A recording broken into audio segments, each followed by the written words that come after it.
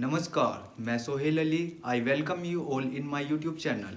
Today we will discuss about Attorney General for India. Attorney General is the highest law officer in the country. जो Attorney General होता है वो देश में highest law officer होता है. Attorney General for India is a part of Union Executive. Attorney General जो होता है इंडिया का वो पार्ट होता है यूनियन एग्जीक्यूटिव का. Attorney general for India is the Indian government chief legal advisor and the chief advocate in the courts. जो attorney general for India होता है वो इंडियन गवर्नमेंट का चीफ लीगल एडवाइजर होता है and chief advocate in the all courts of the country. AGI appointed by the president at the instance of a union cabinet under article 76 clause A. जो attorney general of India होता है वो president के through appoint होता है at the advice of cabinet union cabinet under the article 76 close 1A. Formation कब हुई थी अटॉर्नी जनरल की पोस्ट की? ये हुई थी 28 जनवरी 1950. और जो first attorney general of India थे MC Setalvad. MC Setalvad means Motilal Chimanlal Setalvad.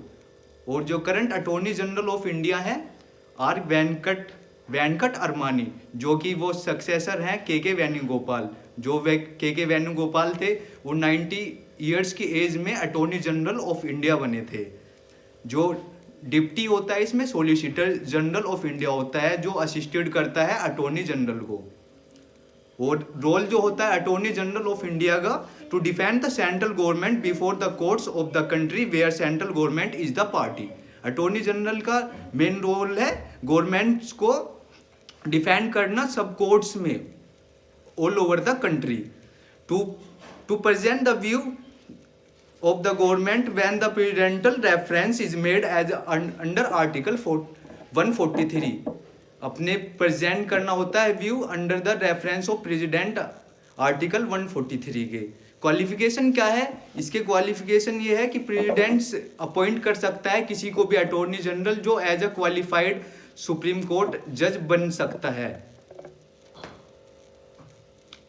और इसमें जो एज लिमिट है वो एज लिमिट जो होती है क्वालिफिकेशन जो होती है सुप्रीम कोर्ट जज के लिए वो 65 ईयर्स होती है. बट अटॉर्नी जनरल के लिए ये वैलिड नहीं है, ना ऐसा कुछ कॉन्स्टिट्यूशन में दिया गया है. It's all the duty of attorney general to give the advice to the government upon the such legal matters. Legal matters पे वो एडवाइस कर सकता है गवर्नमेंट को. और जो इसकी क्वालिफिकेशन है as a citizen of India होना चाहिए एंड 5 ईयर्स हाई कोर्ट में जज होना चाहिए या और सिटीजन ऑफ इंडिया होना चाहिए और 10 ईयर्स एडवोकेट होना चाहिए हाई कोर्ट में या कहीं पे भी एडवोकेट हो सकता है. और थर्ड जो क्वालिफिकेशन है वो सिटीजन ऑफ इंडिया होना चाहिए और डिस्टिंग्विश ज्यूरिस्ट होना चाहिए और एमिनेंट ज्यूरिस्ट होना चाहिए.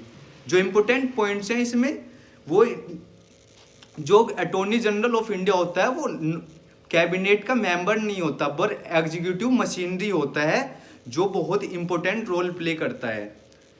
ये डॉक्ट्राइन ऑफ प्लेजर भी होता है अटॉर्नी जनरल के लिए. और रेम्यूनरेशंस डिसाइडेड बाय द प्रेसिडेंट. इसको मतलब रिजाइन कराना अटॉर्नी जनरल ऑफ इंडिया को वो प्रेसिडेंट के ऊपर डिपेंड करता है. प्रिविलेजेस क्या है अटॉर्नी जनरल की? अटॉर्नी जनरल की privilege the AGI has the right to audience in all courts of the territory of India.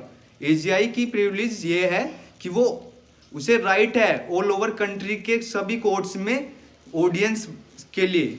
AGI has the right to speak. AGI जो अटॉर्नी जनरल ऑफ इंडिया है उसके पास right है speak का all over the parliament, Lok Sabha, Rajya Sabha. वो committee में member भी बन सकता है, बस उसे राइट नॉट टू वोट है, वो वोट नहीं कर सकता.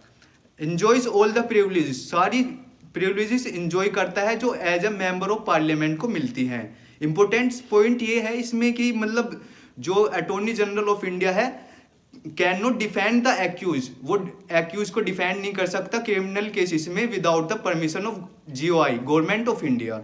Does not fall in the category of government of servants. और वो गवर्नमेंट ऑफ सर्वेंट्स की कैटेगरी में नहीं आता, वो यूनियन ऑफ एग्जीक्यूटिव का इंपॉर्टेंट पार्ट है.